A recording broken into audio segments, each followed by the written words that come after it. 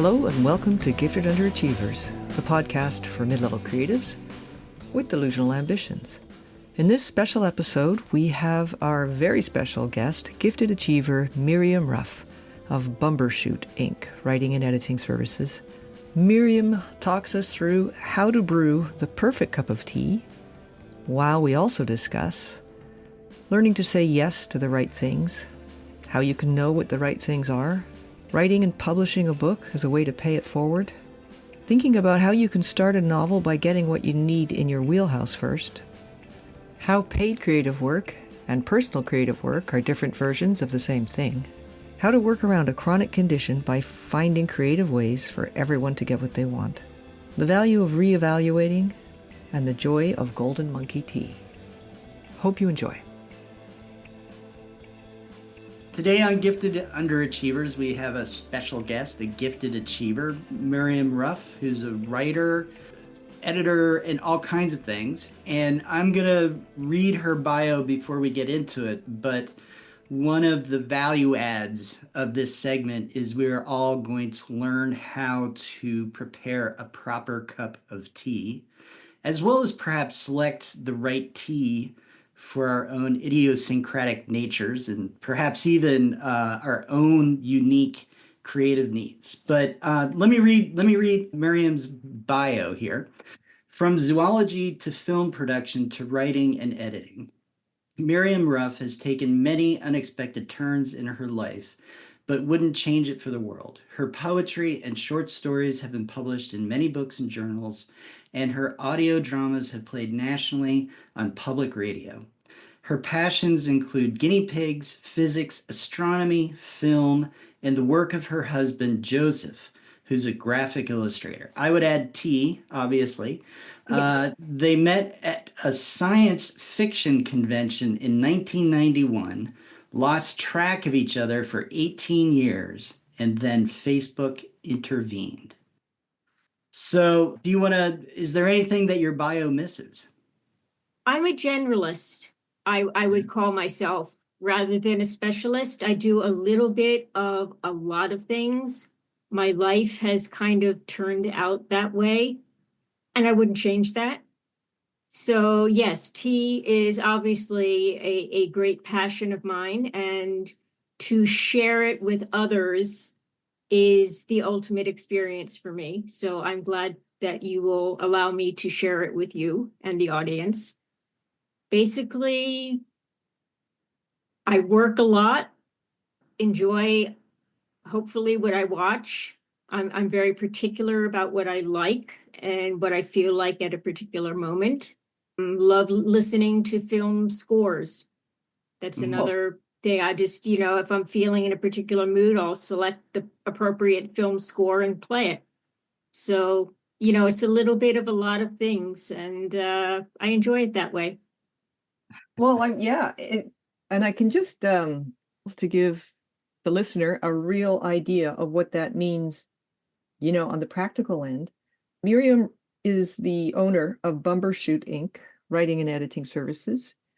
And there's, I saw on LinkedIn how many other gigs that are current, that have gone on for years and are still going on right now. There's Miriam copy edits historical and litigation documents, writes blogs and edits blogs on healthcare topics, is a content developer for a reading fluency and efficiency program, content creator for an audience of poets and writers and readers and creatives, and is right in the middle, or not. I mean, I don't know where you are in this, but you're doing a 50-part series that you were requested to do called Have You Watched a Good Book Lately?, which talks about movie adaptations. And you also write and edit for a guinea pig appreciation site.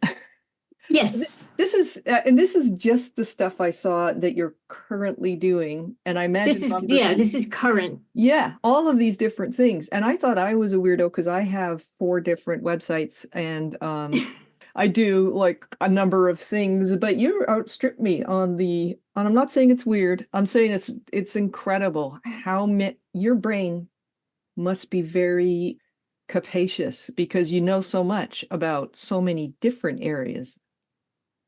I do. I have over the years, I have been very fortunate in being exposed to a lot of new things. The reading fluency program, for example, ACE Reader. I've been with them. Our best guess is 2002, 2003. We're not sure. It came off of a cold call. I was teaching a class on reading efficiency, and I didn't like the software we were using. So I went searching around the internet, which was much more limited than it is today. And I landed upon ACE Reader, which was head and shoulders above anything else I saw. And then I looked at the website and I went, oh, grammar, typos. Oh my God, what's his phone number? So find phone number, call up. I say, hi, love your product. Are you aware that your website needs help? And fortunately, he said, tell me more. Wow. And so we are still working together. We post on Tuesdays at blog.acereader.com. Yeah. And we handle all different aspects of reading as well as general education topics. And, obviously over the last couple of years, there was a lot of pandemic related stuff about how to keep education going, how to catch up with what we lost during the lockdown and all of that. So, and we've had some great series on, one was a 53-part series on the history of education. Wow. So we started way back from the beginning of writing, basically. So like 8,000 BCE. Yeah. And up until the present. And we stopped at about 1920 when things were really changing. We didn't want to get too politicized about it, but it gives us an opportunity to have a lot of connected content and people coming back to see the next part. Yeah. Or they see one and then we provide all the backlinks. So it's a lot of fun. And the guy I work for is really just super excited about the program. That's the power of the written word. Hey, you can learn about, because I read a couple of posts. I read the one on skim reading versus close reading, and it's very reader friendly. So I found it very interesting. But I think anyone would, anybody. Okay, so we're here to have you make some tea and talk about tea. Right. And the reason for the tea is that I just had a book published at the beginning of December called Teasing Your Taste Buds. So, unlike most people who go to the grocery store and get their tea bags, I am more of a traditionalist or more eccentric or more fascinated by the meditative aspects of tea. So my preparing tea is a process, and it is one that I enjoy sharing with other people. I invite people over for the exclusive reason to have tea, to learn how to do it. When I've taught, done some tutoring, whatever, part of the instruction, no matter what we're learning, is how to brew tea. Learn something that's not in a textbook. Yeah. Because it's as much of an art as it is a science. That's so great. So the first thing you want to do is you want to think, well, what do I want to drink? There is only one kind of tea plant. It's called Camellia sinensis. And to be a true tea product, it must have some aspect of the plant in the mixture. Yeah. So if you're drinking chamomile tea or, mint tea or whatever, you're drinking an herbal infusion. It's not true tea. They don't put any tea in it. So I don't prefer the tisanis, the herbals. I prefer generally the black or Chinese red teas. Those are my favorite. But today, because of the weather, it just seemed appropriate. And is it cold and rainy by you? Yes, it is cold and rainy. So this is what it says: Scottish breakfast blend. It comes from Upton Tea Imports, and you can find them at uptontea.com. Very Oh, easy to great. find. You have about 400 or so teas to choose from. Wow. I And- have a basic teapot to put this in. And of course, you have to have an infuser.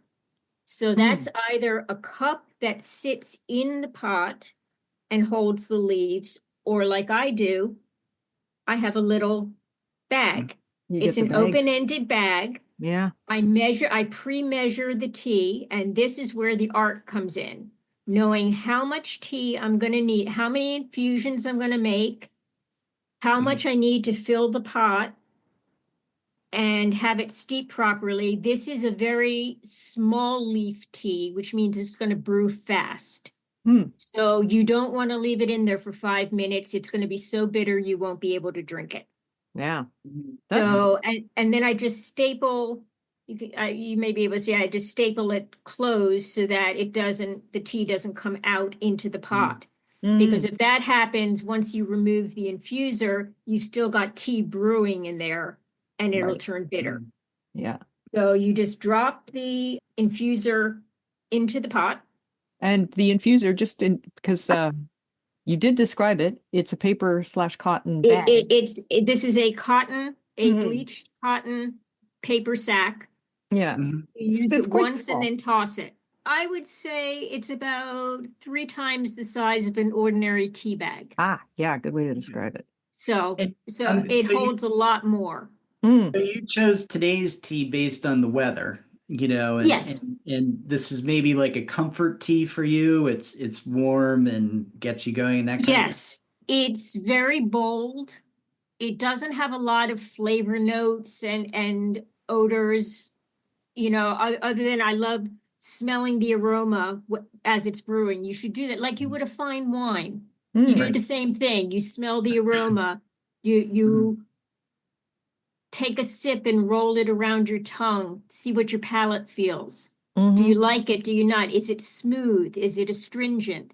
Depending on where you get the tea from, like Indian teas are known for being very astringent because of the soil and the water, and their rainy season and dry season. Chinese teas are very mellow. They kind of roll around in the mouth, and they have a very different flavor. Huh. You can always tell the difference between them just by the mouth feel. Right. Cool. So there's a terroir of tea. Yes. Yes, actually, Science News did an entire article. It was their cover article on the soil and the water influencing the beverage. Oh, nice. And you just read that for fun, or was that part of your? Oh, well, that was for fun. I read Science News for fun. I've been subscribing for 35, 40 years. Well, Yeah, no shade, might no be a shade good intended. moment to say that you initially in school I think you were going for a PhD in zoology. Is that correct? Yes, cell biology. Cell biology. Got bitten by the writing literary bug. No, that was not actually the reason I left. The reason I left is I am vegan. And in the field, you have to kill a lot of animals. You get a rat pregnant so that you can get the fetuses, and you kill the mother off in the process. Yikes. And at some point, I could no longer justify doing that, even in the name of science. Yeah. For me, it was, I had to make a very hard choice what I was going to do, because I still love the field. I still do. I keep up with it as much as I can, but it wasn't something I could spend the rest of my life doing and live with myself. Yeah. Right. So I had to make a choice. And so I moved out to California and for a while, and then I moved back to the East Coast. I'm still not sure why. Especially on days like Still now. not sure why. It wasn't until I got back to the East Coast that I went into film production. And I started in front of the camera, and then I moved behind the camera because I realized I had like zero screen presence. Oh, is that right? Yeah, as much fun as I had doing it, and I'm the wrong size. They would never cast me. Mm. Maybe I could do voiceovers. That would be fun. I've done some of those, and certainly in my radio dramas, I always write a 1 or 2 liner part so I can do something, That's so fun. other than direct. Yeah. So do you just go where your interests take you when you are making decisions about how to make money in your life? I learned to. Hmm. I used to say yes to everything for fear that there would be nothing. Yeah. Right. And then I learned that you can say no to some things and still be okay if you say yes to the right things. Right. And the ones that make you passionate, the ones that make you care about what you're doing, Mm. the ones that make you sit in the chair because you have to get it done and because you want it to be the best it can be. Yeah.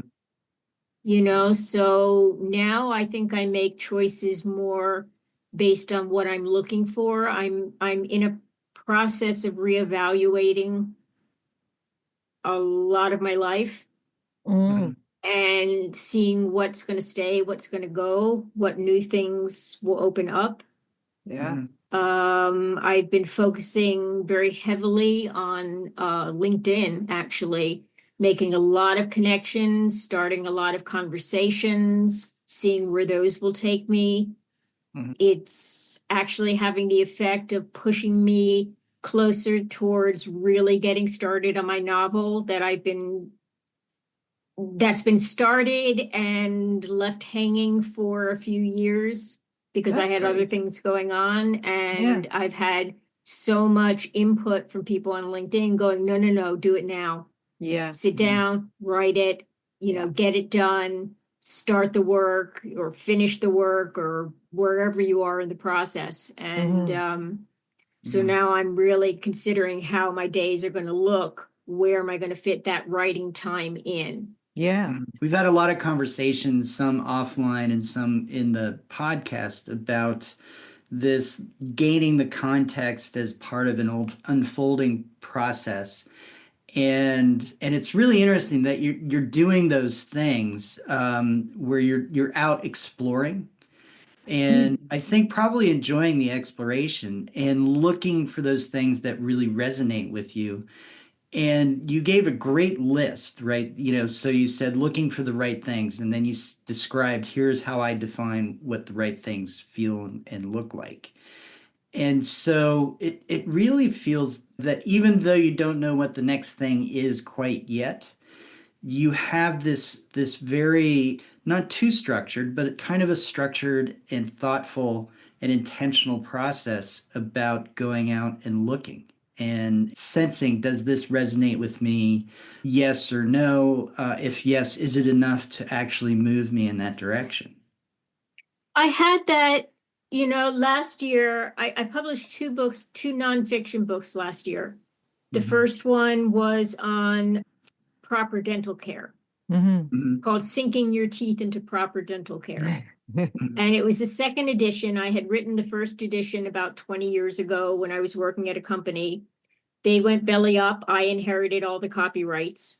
So I said, well, gosh, dentistry has certainly exploded, over the 20 years, all kinds of things that they never had, like dental implants and laser surgery and all kinds of things that weren't available at the first time that I wrote.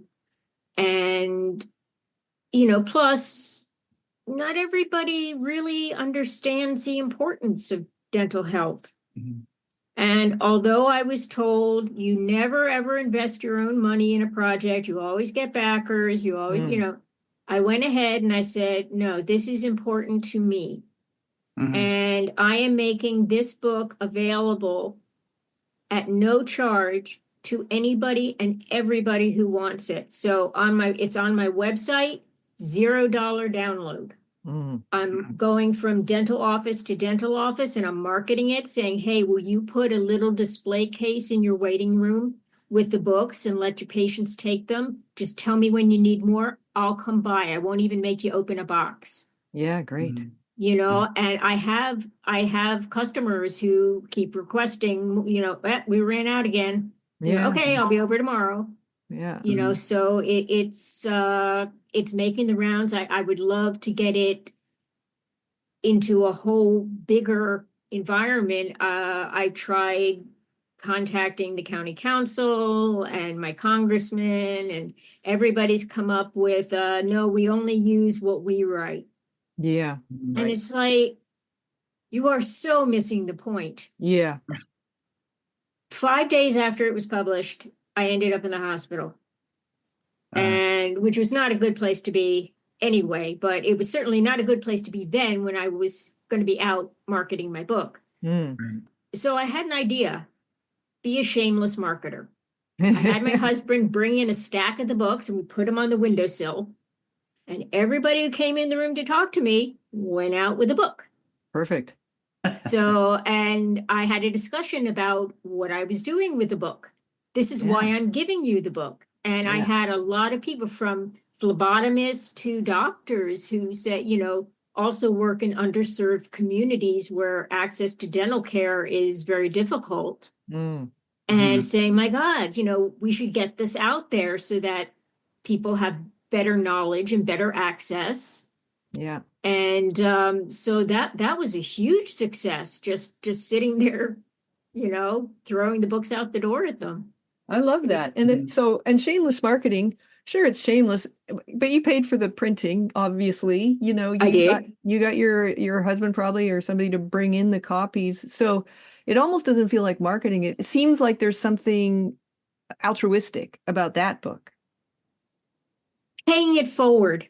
Paying it forward. Yeah. I think that's what I would call it, because I have another one on eye care that I'm going to do the same thing with. That's so great. The tea book is my interim. I am charging for it because I'm hoping to raise some of the money that I can use on the next book. That's so great. So just trying to think through that. I won't end up in quite the hole next time if I can get people to buy the book. So in your journey from science to writing and editing, which, obviously you've been able to kind of bridge the two together quite nicely, it seems like. Where does tea fit in? Is tea a lifelong enjoyment? I have been a tea drinker ever since I can remember, 5 years old. Wow. Having tea. Always loved tea. Was always, didn't know much about tea at that point, but I know I definitely did not like coffee. The smell was okay, but the taste, never. But tea was something. And then my father brought home from another importer, Harney and Sons. They're also in Massachusetts. He brought home a Formosa oolong. And oh my God, I fell in love. Wow. And then it was, where can I get Formosa oolong? Where can I? And over the years, I made contacts, found out where people were buying, where you could get teaware, how the process was done, trial and error, a lot of my part. Right now, I'm doing trial and error on all the African teas. Kenya has a very distinct tea, which I love. That's another good one. If you want something very bold, but a little bit smooth to the finish. So I tried the Tanzanian tea. I think, okay, it borders on Kenya. It must have a reasonably similar taste. It did not. It was just, I'm here, drink me. And my thought is, but my Kenya's right over there. Why wouldn't I drink that one? I organize everything on my shrine by location in the world. Right. So I know how something is likely to taste, or what I'm likely to want, just from looking at each cubicle. Visual. Where the tea is stored. Yeah. Visual organization.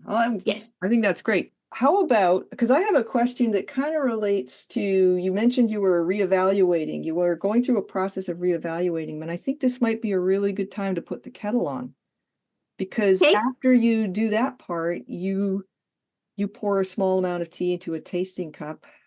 And then I figure that would be a really good time to talk about evaluating and reevaluating your life. Okay, give me 1 second to get the kettle and I'll be Okay. right back. Sounds good.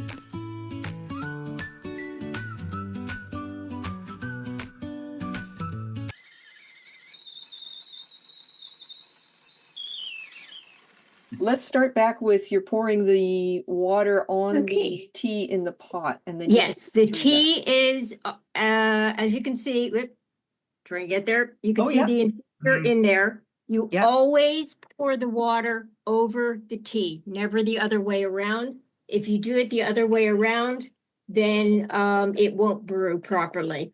The other way around being you pour the water into like a cup and then A dip the cup tea and bag in it? then you insert the tea bag. I've seen somebody do that once, and I have to say I almost slapped them. They were annoying to begin with, but when I saw them, and this particular person at the time, he said, I don't want to bruise the tea, so I pour the water in first. The whole point is to bruise the tea because you I- want to release the tannins and all of the. One thing I go into in some detail in my tea book is the health benefits of tea. Yeah. And both black and green tea. By the way, the Scottish is a black tea. Okay. So that means it's fully oxidized. A green tea, on the other hand, is not oxidized at all. They take it, they wither it so it's dry, and then they package it. And an oolong is somewhere between the black and the green. So it requires a lot, somebody standing over the pot and stirring and saying, well, is it right? Is it right? Is it right? Which is why oolongs cost more than either black or green teas as a whole. So right now I'm going to agitate it a little bit just with a spoon. I'm waiting for about the 1.5 minute mark. So Miriam right now, for those who can't see her, is using a spoon to stir the water in the teapot, which has the infusion bag in there with. Well, I'm agitating the bag. Agitating the bag. Agitating the bag. So it will let the leaves spread out from each other and unfurl. You want, if the leaves are, tight like this, you want them to unfurl. So you need to leave enough space in the infuser for the leaves to open, because if they don't open fully, you won't get the right taste. Wow. Okay. So, we're at about the 1.5 minute mark. Get out my little tea tasting cup. It's a little, is it porcelain or ceramic? It's green porcelain. Green porcelain cup, no handle, just a little sort of I would say maybe half a cup. It's what you would expect from a Chinese drinking cup. You have a small pot, small cup. Yeah. I go with my regular teacup. Are you familiar with Doctor Who at all? Yes. Oh, yeah. The TARDIS? Yeah. Oh, yeah. Yeah. I use it because it's bigger on the inside.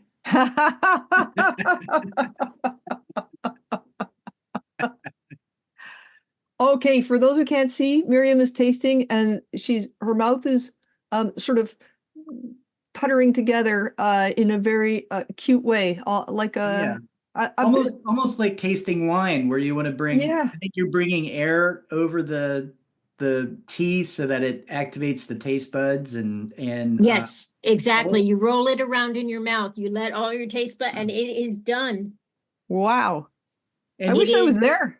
Could pour me a It cup. is a very My parents emigrated from Glasgow, so I love the idea that there even is a Scottish breakfast tea. I think I've seen it once in a grocery store in the bag. So you said, based on taste, that okay, this is done. What are you looking for to determine doneness? On the Scottish one, I'm looking for a full body.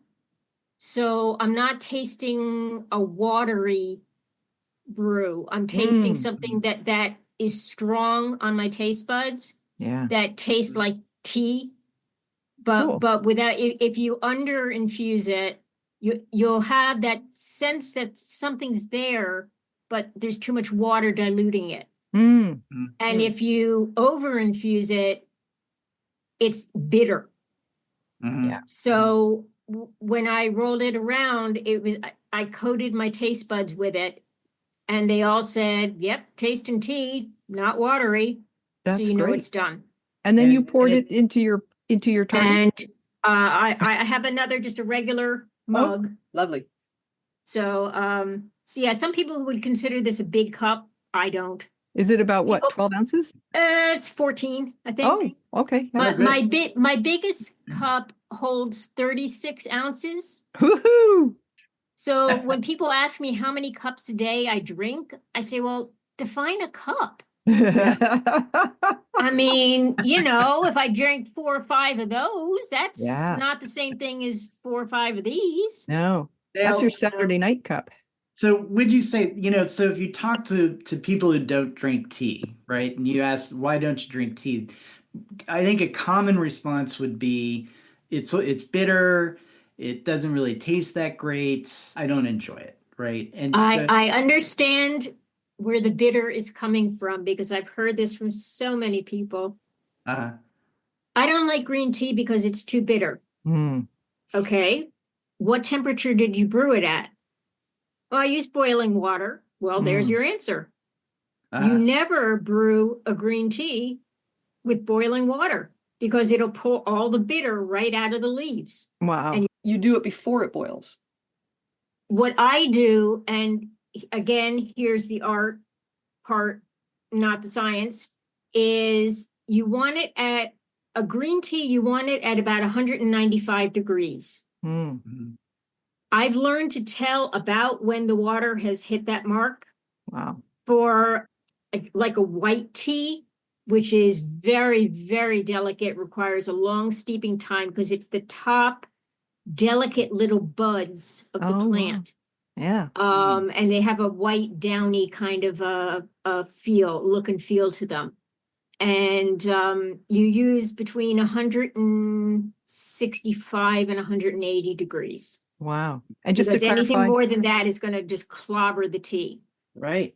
And that's So Fahrenheit, folks. yeah, that's Fahrenheit. Sorry, I haven't. I should know it in Celsius, but Oh, no, no worries. I just want to clarify because almost half our listeners are Canadian, or a third anyway. yeah. Well, we should know. We should be doing metric here, but we're not, and Nah, I won't get into that. no. But yes, boiling water, 100 degrees Celsius or 212 degrees Fahrenheit for a black tea. Mm.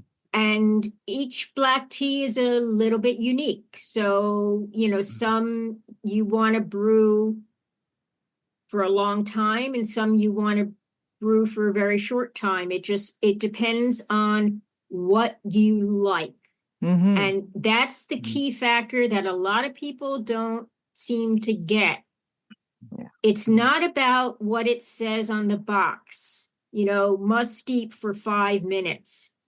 If you do that, you may get something that you absolutely can't stand. Right. That's Yeah. why you start early and you taste every 30 seconds until you like it. When you Yeah. like it, that's properly brewed. So you can almost say, to the anti-tea folk or the non-tea drinkers that perhaps they just really haven't had a properly made cup of tea. It is quite possible if they're using grocery store tea, which uses dust grade leaves, that means everything left over after everybody's taken the good parts. Yeah. They just Yeah. sweep those into bags and they Lovely. put them in a box and sell Yeah. them at the market. I've And had that's two interesting because, bags of that today already. when you buy like certain brands of coffee, that's the coffee you're getting, right? Is what's left over that, Mhm. other people come along and grab the good stuff for a premium coffee. And then, Yep. there's this big bulk of stuff that's left over, and that's your less expensive kinds of coffee. And so people are like, they stub their nose. No, I'm not going to drink that. But then their theory on tea is based on something they get in the supermarket that's the same sort of version of tea that they wouldn't drink in coffee, and say, oh, Yes. I don't like tea. Well, I have Yes. something to suggest here, and it goes back to what Miriam said a couple of minutes ago. It's not about what it says on the box. Yeah. You do that, you'll get something you don't like. And so I think the key here is very similar to the key of doing the kind of work that Miriam does, which is multiple interests, multiple avenues of earning money. A lot of it self-directed, is the part where you have to taste it. And so the reason people don't, say they might not like tea is not because they buy the wrong tea. It's because they don't taste when they're making it. They don't actually get a sense of when it feels right in their mouth. And so that brings me to, I want to circle back to something you said a while ago, Miriam, which was that you, over the past couple of years, I think, have been in the process of reevaluating your life. And you mentioned Yes. in a, you went on to say part of that is that you've been really going more on LinkedIn, and that you are realizing through your contacts there that the novel that you've been working on or not working on is, if you're going to write that thing, you have to figure out when you're going to write it, because it's not going to write itself, in your odd Right. hours. It's not how you put it. But what I'm curious about is what came first, the decision to reevaluate your life, if that was a decision. You can walk us through that a bit. Or was it more like, I want to finish this novel, so I need to reevaluate my life? Or was the reevaluation sort of the cause, and then the other things that have changed in your life in the last couple of years are the effect? Part of it was health related. I won't get too much into that. But I started thinking about what I would want to leave behind. Yeah. I have a lot of things published. A lot of poetry, short stories, but I've never been able to sit down and finish a novel. And I know exactly why, and I know how to fix it. I just haven't done it. Yeah. And it's one of the things that it came out of the blue. I was on a platform and they were having a competition. And in 2,000 words or fewer, you had to describe a rebellion against Earth. Wow. So I came up with an idea, wrote the hell out of the story, submitted it, waited, whatever, only to find out that I had won. Wow. Wow. By heads and shoulders above anything else that was submitted, apparently. Wow. This is according to the guy who's running the contest. Oh, fantastic. And I greatly admire his work. That win gave me the impetus to think that I might be able to do something with this. And I've written other stories and some poetry in that universe. And I know in broad strokes what I want to do. Yeah. And I know specifically who I need to speak with. I have one linguist on board and I need a second one. Wow. Because this is going to be taking place over a period of time and distance, and therefore the language is going to change. And I need to know how it's going to change and why. Yeah. Because that's going to be one reflection of each version of the society we see. Right. Each generation, new generation, new words, new accents, new attitudes, new whatever that has to be taken into account. Yeah. So you've got to start thinking then, what do I need in my arsenal so I can start? Right. And then you realize that you can start long before you ever put pen to page.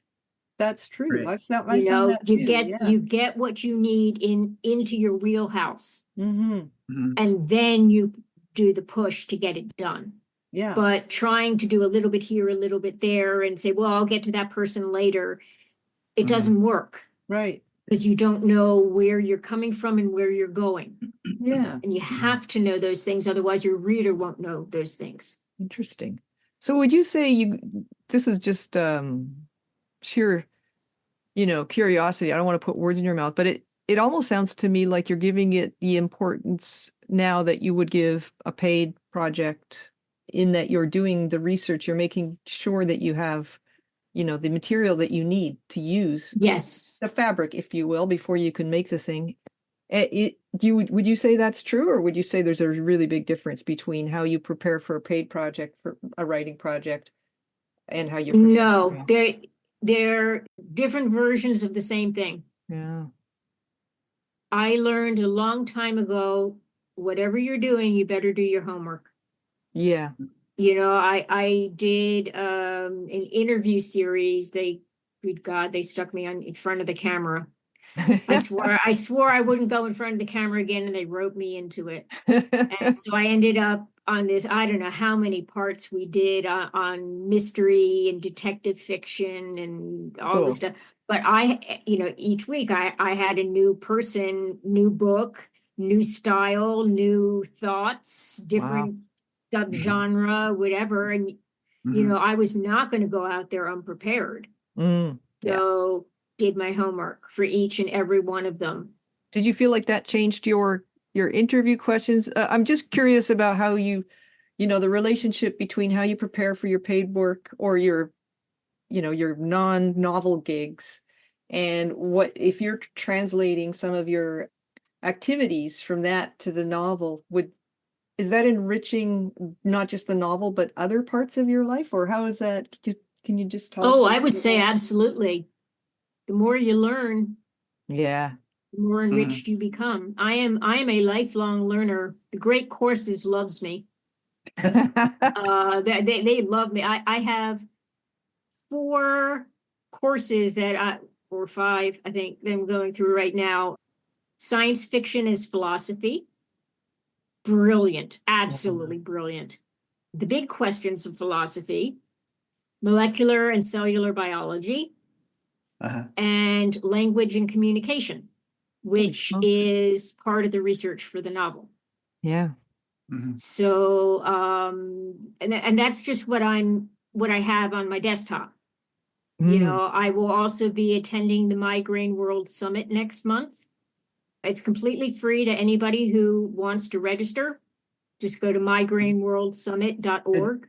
And this is in March 2020? March 20th through 27th. It'll be online. Right. They usually have many tens of thousands of people attending. Wow. They started in 2015, and they've held it every year since then, including during the pandemic. Wow. Which there's 32 speakers over the 8 days, so it's a lot of content. And it's everything you'd ever want to know about headache medicine. Wow. So when you mentioned that you noticed that on my NAWI blog that I'm writing about headache medicine, well, I have chronic migraines, so, I know about this topic. Yeah. And plus I attend the summit every year. Right. And I do research sometimes for other things I'm doing with summit materials. Yeah. Because I have them right in front of me, might as well. And if I can help improve somebody else's condition because I've written about it and I've described it as it actually is, not as the myths would have it. Right now, one of my paying gigs, I write and edit healthcare blogs. Yeah. And every so often, migraine comes up as a topic. And I have been now for the last year and a half been educating all the writers that I edit and all the editors that I write for about proper migraine terminology. Right. You don't say I have migraines, plural, because migraine is a neurological disorder. Wow. You can only have one of the disorder. What you have multiple of are the attacks. So I have many migraine attacks. That kind of specificity around language really can inform every aspect of your work, So if you're saying, well, the migraine attack is such a forceful word too. So right away, you've got a better depth of the reality than if you just say, oh, I get migraines. Mhm. Yeah, and if you're writing fiction or, narrative nonfiction, something creative, it's that kind of verisimilitude that really stands out. And you can create little scenes where somebody says, "Oh, you get migraines," and the person going, "No, I get migraine attacks." And use it to further, characterize and sort of carry the creative endeavor forward, I think. Yeah, I think the language is important. I mean, migraine has been stigmatized for a very long time, and there are huge numbers of myths out there and a lot of misinformation. People think migraine is a headache. Mhm. It's not. Mm, One phase of a migraine attack is pain, mm, is a headache, but you can have migraine without ever getting pain. My wow. Mm. mother gets the aura, but she Yeah. doesn't get the pain phase. I Wow. don't get aura, but oh boy, do I get the pain phase. Mm. Man. Mm. So you don't have to have all of it or nothing of it. You can have your own individualized little attack. Mm, And I think that's important for people to understand that people aren't being lazy at work and trying to get out of doing things or whatever. If they have an attack, they are impaired. yeah. This is a neurological problem, and they probably are nauseous and vomiting and sensitive to odor and to light and to sound and to everything that an office Mm, is like the worst Mm. place you can be during a migraine attack. yeah. Mm. And so Right. let me ask you something. You're self-employed, you're a sole proprietor of Bumbershoot, and you work on contracts, I would imagine, with your other Mhm. with all your clients. Um, Yeah. so you're educating about, what happens in a migraine and how in a migraine attack, excuse me. Thank And you. and yet I don't imagine, or tell me how you get your work done when you're having frequent attacks. How do you, because you don't have, a company health officer who can go say, hey, go lie down in that room and somebody else will Mm. take your workload. So how do you Yeah. manage that? Um, some days there's no getting out of it. You have to show up despite everything. There are days, yesterday was a day I could not, I couldn't do anything. Wow. Mm. I spent most of the day trying to knock myself into unconsciousness Yeah. just to get away from the pain. Wow. Mm. And, so nothing got done. But I also, if I can, I work ahead, like Mm, on the blogs that I do, write them 3 weeks, 4 weeks ahead of when they're scheduled. So if right. I have to take a down day, I have to take a down day. Nothing got lost, nothing got hurt. Yeah. Nobody didn't get their project. It's Or if not I an have to turn it emergency. in, I'll just make it as far as turning it in and then saying, okay, I'm done for the day. Mm-hmm. They don't like that I do this, and I understand their reasons, but they have to understand it's an accommodation I need. Yeah. Right. Right. And it's like me being in their office asking for a dark room when I'm having an attack. It's an accommodation to keep me productive. Mhm. Mm. Interesting way to put it. Yeah. Yeah. So if I can't push something off, I try and do the best I can, but sometimes that's when you screw up the most. So I Yeah. don't like to push it. Yeah. If I don't have to, I try and find ways of getting around, creative ways of getting around it so that everybody gets what they want. Mm, I Right. get the downtime, they get the project, everybody's happy, right. Yeah. Right. you know.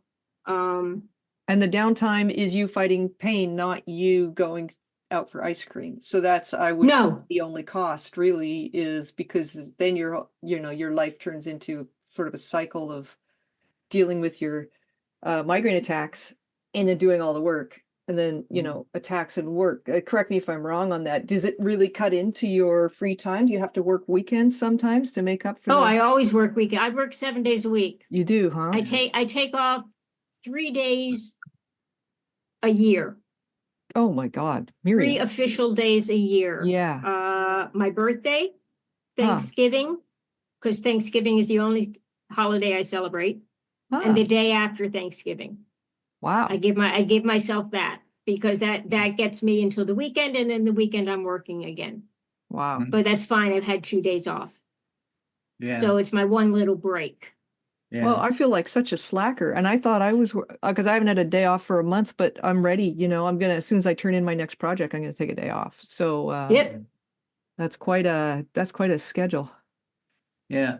But you know what? It's interesting. I think people who do creative work or creative adjacent work, these externalities become these are real things that you have to deal with. And they're things that we all have to deal with. And like the common one that we talk about is when we were younger and the kids were younger, you've got to navigate around that. And now that we're dealing with older parents, you've got to navigate around that. Health issues, I've had to navigate around that.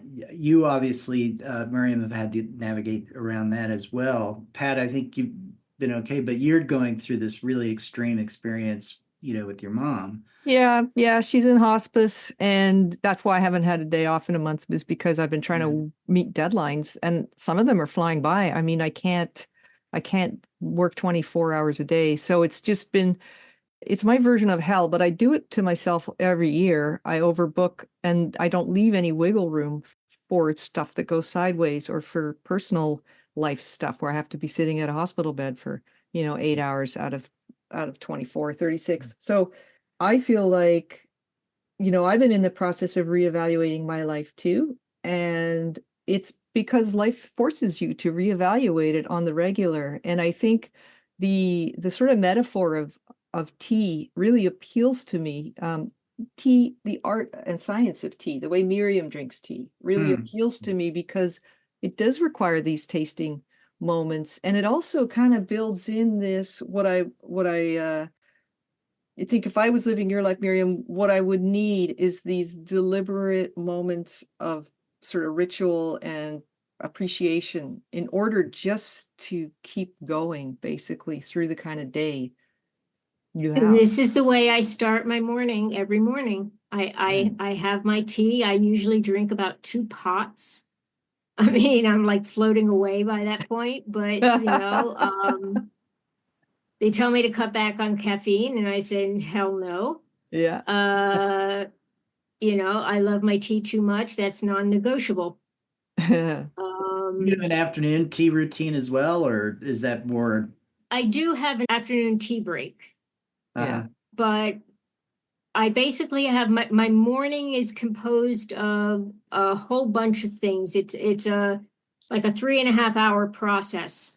I'll start about 6 in the morning.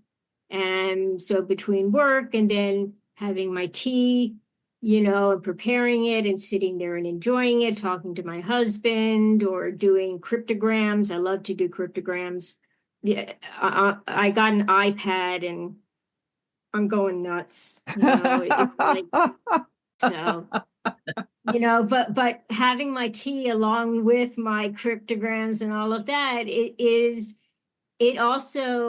not only the meditation, the quiet moments, it's also the excitement. Yeah. Tea is with me on all parts of the journey. That's so cool. Not just one part and then forgotten for the next one, so that you're craving something by the time you get to the third.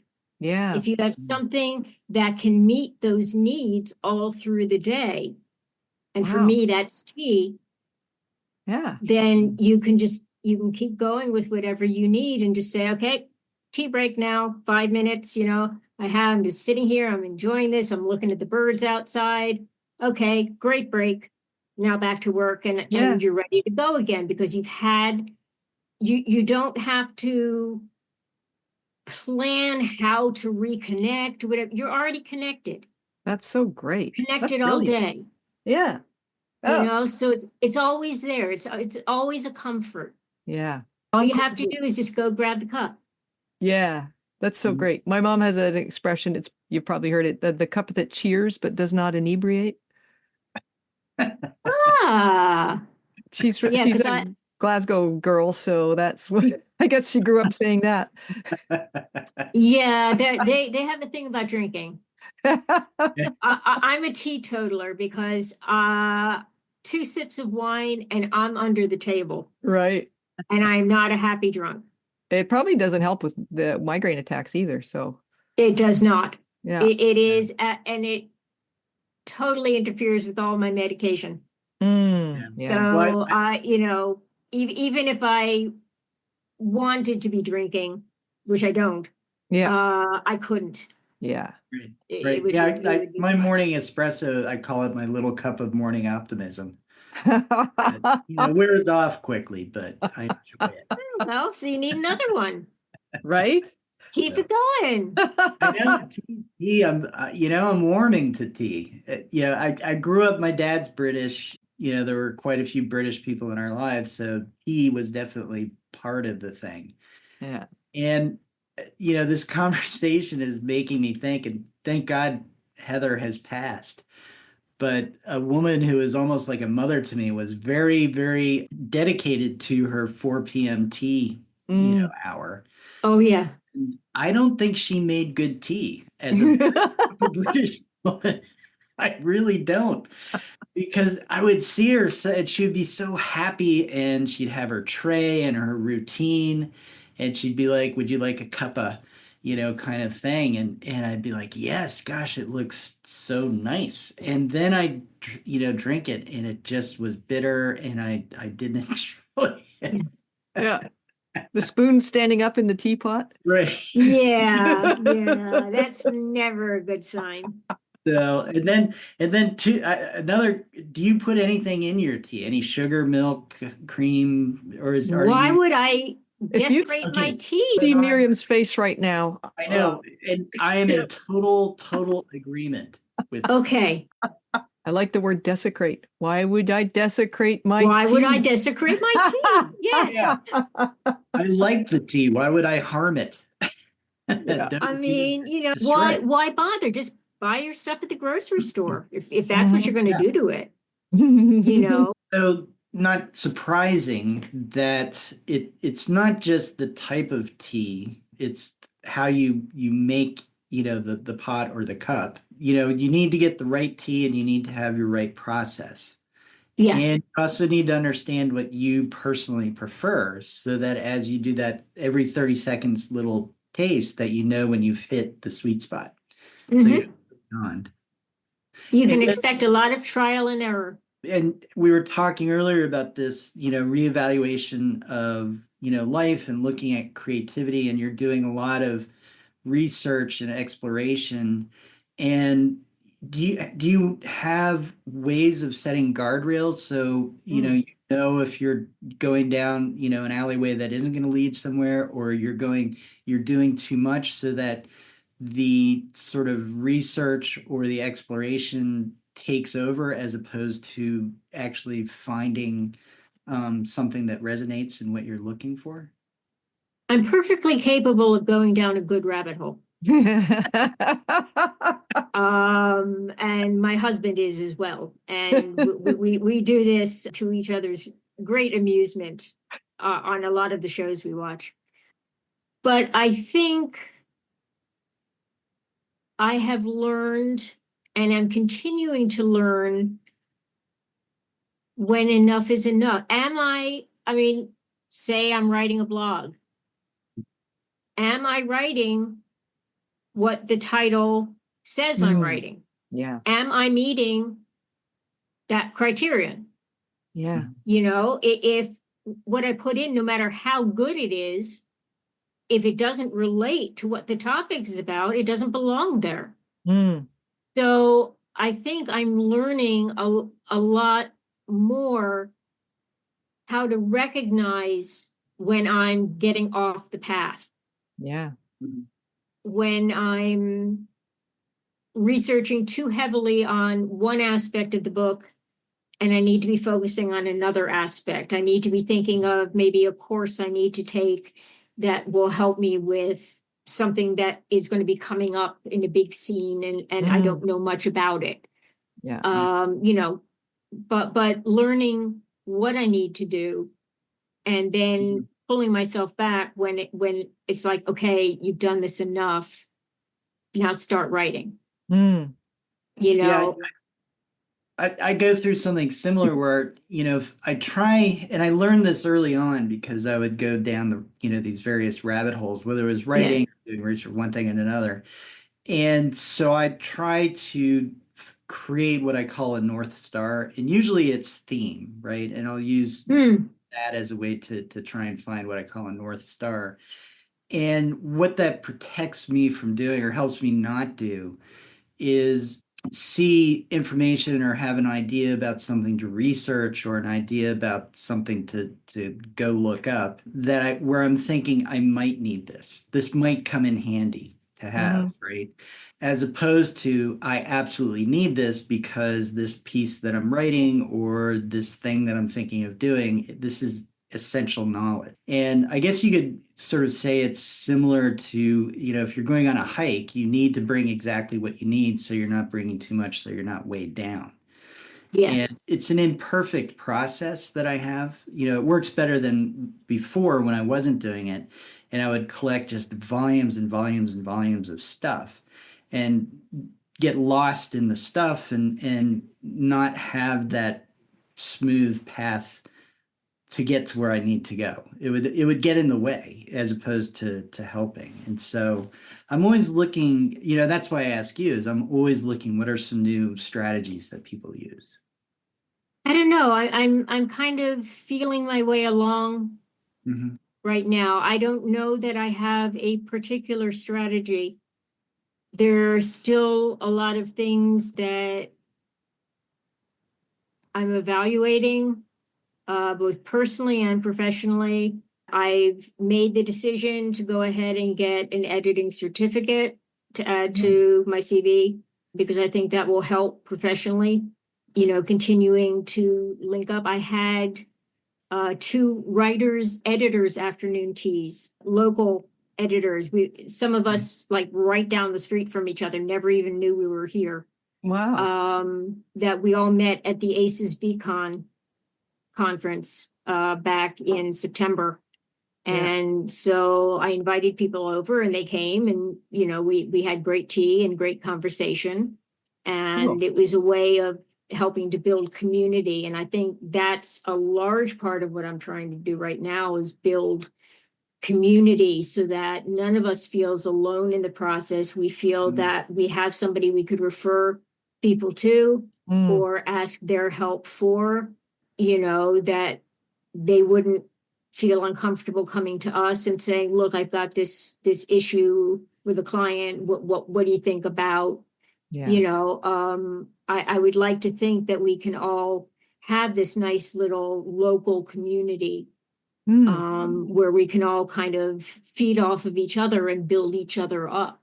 Yeah. And so I got to combine 2 loves, the editing and the tea, and it just, it worked out very nicely. So That's so great. I think I'll do that again. You're absolutely not afraid or don't seem to be afraid of, the personal touch, actually seeing people in person, getting out there and, like you say, creating community. But I think especially since the pandemic, that's what I personally, have a bit of a thirst for is more community in-person stuff, because it just seems to build that level of solidness under your life that you can't get through constant Zoom calls. It's, it's very difficult to get that because they're always with different people too. So I really like that. And with it, obviously it was deliberate that you said, oh, I want to do this in person. Yeah. Yeah. Yeah, I wanted to make sure everybody was okay with, people not being masked and. True enough. And then I have, you kindly sent us sort of a list of, your tea brewing process. In your list, there is a little bit of an addendum. Some people do a preheat by filling the pot and cups with boiling water, then decanting. So they stay at the proper temperature for steeping, drinking. But it's optional. And I was wondering if you could add a little bit more to that. to do a brew properly, you first fill the pot and all the cups with boiling water, Mhm. and then you decant. Hmm. And you put your infuser in, and you pour your water over the tea, and you start the brewing. By preheating the pot, it makes it brew at the right temperature. It's not a cold pot and hot tea. You've Mhm. got a hot pot with hot tea. So it's all brewing at the same temperature. Right. And likewise, when you pour the tea into the cup will not be cold and therefore make the tea go cold quickly. Hmm. So you can keep it warmer. The other thing, forgot to show you, this Oh, is called a tea cozy. beautiful. And what you do is you have a pot Yeah. and you put it over like that. Mm-hmm. So it's like a sweater for your pot. If you haven't used all of the tea in your pot, you want to keep it warm for the second drinking. So Mhm. you just put the tea cozy on it and it all stayed. This is, padded. It's like an oven mitt. Right. So it keeps the pot hot. Yeah. So you can pour hot tea until you're down to the bottom of the pot. Oh, great. And you take the infuser out a while ago, I would imagine, before you. I took it as soon as I said that it was brewed. I Mm. pulled. So here I have a Oh, plate yeah. with the Yeah. spoon and the infuser, which is now quite soggy. Yeah. But I pulled that out because I didn't want the tea to continue to brew, Mm-hmm. Now, because then it is would be it bitter. is Yeah. it sinful to then use that tea infuser again to make another pot, or is that okay? You can do it. You will have to brew it much longer. A lot comes off in the first brew. Okay. One way people deal with green tea is they brew the pot and then they dump it. And then they stick the leaves back in and brew it again. Hmm. That way, a lot of the caffeine and a lot of the bitters have all come out in that first brew. Huh? And you can have a much more palatable brew in the pot Huh. on the Well, second that makes infusion. sense.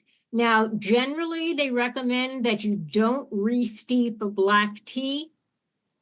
But I found if you steep it long enough at the proper temperature, you can get a decent brew, Hmm. but no Hmm. more than twice. And if Okay. you have an extra large pot, I wouldn't even try it a second time. Okay. But you can also add a little more of the tea to the infuser, Mm. so that most of it will unfurl. There may still be patches that haven't, and that will go in for the second infusion. Wow. So that's another way to do it. And the quality of the water that you use is important. Matter of fact, the Unfurl community just had a taste test last weekend with different types of water and Wow. which brewed, high mineral content, low mineral content, which brewed better with which kind of tea and that sort of thing. It was very, very interesting observations that they made Yeah. about that. You have to keep in mind, tea is very delicate. Yeah. The pouch that the Upton teas come in is a triple foil lined pouch that is sealable. Yeah. Because 4 things will degrade your tea completely: air, moisture, odor, and temperature. Mm. So if you have your cup of tea, say, next to something that you have on a plate that's particularly savory, Yeah. the next time you drink your tea, it's going to taste like whatever is on the plate. Oh my God, that's happened It to just me. absorbs the odors. Yeah. You have to be careful. Never put tea in the refrigerator. It will absorb every odor around it, and it will taste like there's something, I just call it refrigerator tea. You can always tell when it's so when somebody's poured you something out of the fridge. Yeah. It's like, it just, because it's absorbed every odor it could find. Yeah. Wow. And Have you ever encountered sulfur water? When I lived in no, New York State, we had sulfur water, and that was a whole other adventure. But Like from a hot springs or something? no, it's just the water. If you get it from a well, public water systems, they have filters and one thing and another, so you don't really, I think it's originally from sulfur water, but you don't taste the sulfur. But if you went someplace where you were getting water directly from a well, it had that terrible sulfur odor to it, and it's supposed to be good for you, right? Which is like anybody who has anything that tastes bad, they say it's good for you. yeah. It was terrible. But I would not make tea with it. no. Yeah. All right. Okay. Well, Miriam, thank you so much. Pat, did you have another question? Have we I had the very tail end of a question, Sure. which is kind of I'm curious about whether you mark on your bet. So just thinking about when you were talking about, oh, I'm good at going down rabbit holes, and like everybody else's, but you've learned how to pay attention to the title of whatever you're working on as a way to kind of orient yourself to what James calls his North Star. So I'm still, I experiment a lot, but I have found that time blocking, absolutely just focusing on one project at a time and knowing what my next step in it is, it helps keep me on track. I'm curious about with the teas. Do you write on the bags, oh, it was 98 seconds in this teapot, or do you just go by memory? Oh, I remember this is how long I waited for this one, or you taste test it every single time? I taste test every single time. Wow. Because, true if sommelier. I put in an extra half teaspoon Yeah, of right. tea, it's going to taste different than the last time I brewed it up without that half teaspoon. Yeah. So every time I brew it, I taste it. That seems to me like a really good, that constant checking in is in fact very similar to what James proposed a while ago, was the unfolding process that he and I are both obsessed with. And when you were boiling your kettle, I said, now, James, we cannot assume that this is unfolding. We have to get more context. And now we have more context, and it really does sound like the unfolding process, which is just one of gathering all the context you can while at the same time iterating towards what makes you feel good, what feels right for you. And it's the tea is a microcosm of how that can operate in your life. And sometimes, the trigger to reevaluate can be something serious or abrupt, like a health thing or just a pandemic or anything. But the process seems to be kind of similar. You just keep testing and iterating and gathering more context, and then you find yourself in a different place that you couldn't have imagined from where you started. I mean, I guess when you were a kid, you couldn't have imagined being a tea person to the degree that you are. There were a lot of things that,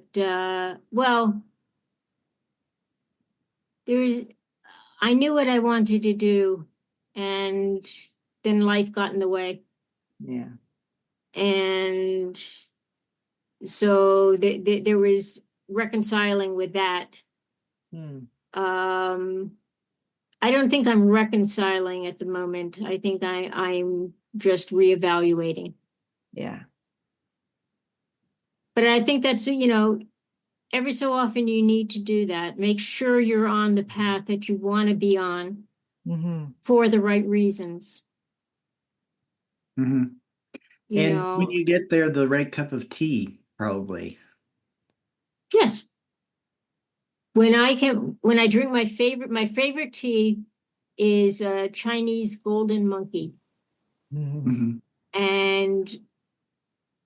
I had it for the first time. I went down to Teaism down by DuPont Circle, and I knew that was the one I wanted to get for whatever reason.